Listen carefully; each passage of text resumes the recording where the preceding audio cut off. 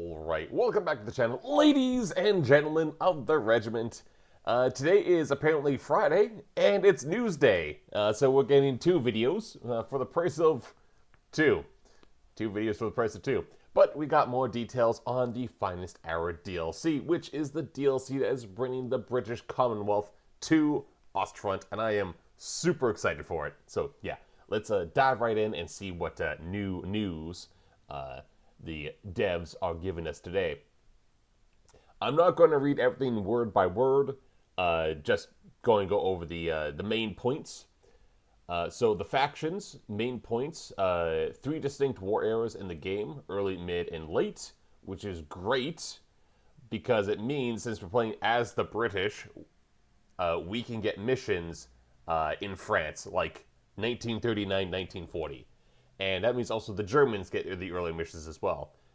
This is great. Again, the Germans already have repurposed French tanks in their roster. Even more so if you play the ever wonderful Mace mod, by the way. Hint, hint. But, so we can play like an evacuation of Dunkirk. The Germans can play like an actual like a Blitzkrieg map where they just dive right into France and yeah, show the French that the Char B1 is a really bad tank. I will die on that hill. The Char B is horrible. It's a horrible tank, okay? It was great in 1920, but in 1940, garbage. And I just drove off all the French enjoyers. My apologies. Sorry, not sorry.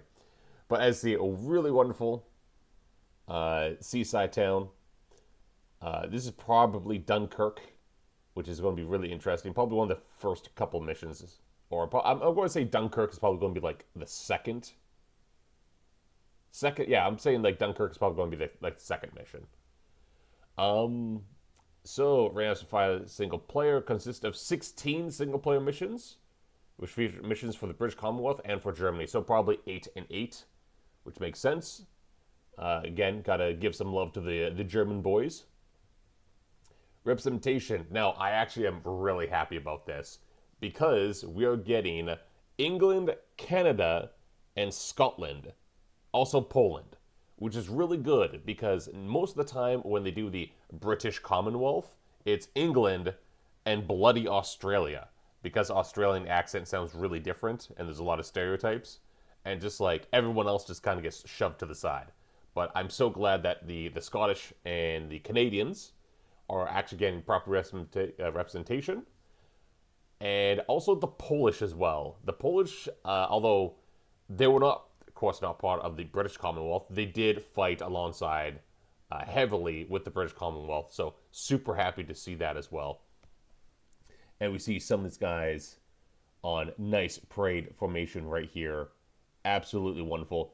These guys are the Poles, because I can tell by the emblem right there. So this is what the Polish, or some of the guys in Poland are going to look like. And then that might be Canada, right?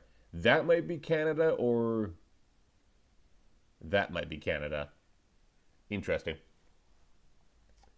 I always say that might be Canada because like that has the same emblem as this, so I'm not entirely sure.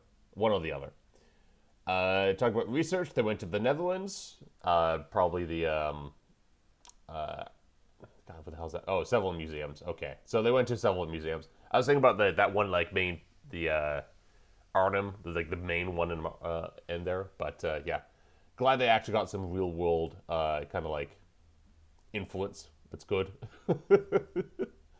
Talk about the landscapes. They talk about Dutch landscapes. So a lot of things in Belgium. Again, that fits early war and late war as well.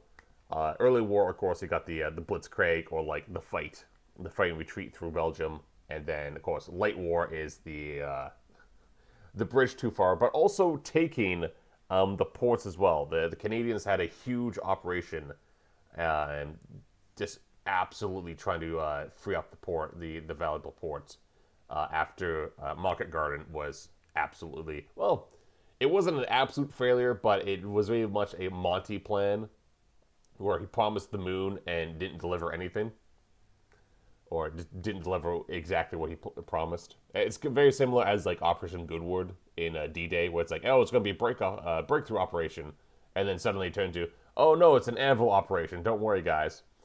So, yeah. Speaking of bridge, I'm pretty sure this is the bridge too far one, and then I'm guessing this is early war. This is bridge too far. Windmills. I don't know. Pick a battle in Belgium, Netherlands. I think this might be the Canadian campaign I was talking about. I believe it's pronounced Schmilt, when they had to take the estuaries, because there was a lot of flooding. A lot of flooding. It was absolute hell. Like, the Canadians had to go through, like, moats and barbed wire and landmines, and it was... We took so much casualties on that plan, on that operation, that actually inflicted a conscription crisis. Because at that time, Canada did not have conscripts, or did not have conscripts go over. There was a whole thing about a zombie army. Canada had what was known as a zombie army in World War II. I'm surprised no one has ever touched on that. But, yeah. And, of course, windmill. Campaign features. This is actually kind of interesting. A new level of in-game cutscenes. 20 plus minutes of in-game and pre-rendered cinematics. Talk about mocap and smooth transition between cinematic and gameplay. So it looks like they're upping the presentation for this DLC, which is always good. Always good to see. Voice lines, 570 plus voice lines for Commonwealth story missions. And to compare Ostfront German and so like the base Ostfront German and Soviet campaigns to only 12 missions were around 450. Oh my god, okay. So we're getting, like, this DLC is proper chunky. It's a proper, it's basically it's like base game part 2, which is awesome. I'm so happy about that. Because, like, don't get me wrong, I do love the DLCs, but, like, we need, like, a big proper deal. Like, we need an expansion pack, rather. A proper expansion pack, as it was in the old days. Alright, gameplay and story events happen frequently to keep high dynamic. Interesting. Average mission playtime is 45 to 60 minutes. Average Ostfront mission is just like that. So, 10 plus secret unique objectives. Interesting. Narrators have their own names, and some of them are historical characters. Ooh, interesting. Okay. Added bonus for modders. We have put Easter eggs that only appear in the editor. Probably they're adding some of the vehicles. Speaking of vehicles, we got this lovely little tank right here. I can't make out the emblem, but I want to say, if I have to, like, take a guess, Irish? Possibly? Not exactly certain. But it is up armored. I do like the tracks. It does look really nice. So this is probably in the late war. Guess the burning freaking stew back there. So very good, very good. I like this. I like it. Multiplayer. So this is actually where something actually gets interesting. So it talks about the Crusader tank. Now, the Crusader tank was not in service in the 1940s campaign, and it was phased out by the time of D-Day. That is true. However, the Crusader tank was in North Africa. So, putting on my tinfoil hat and saying, just wishing for the moon right now, North Africa DLC when, like after the British DLC, they have all the vehicles. It's just a bit of a paint job.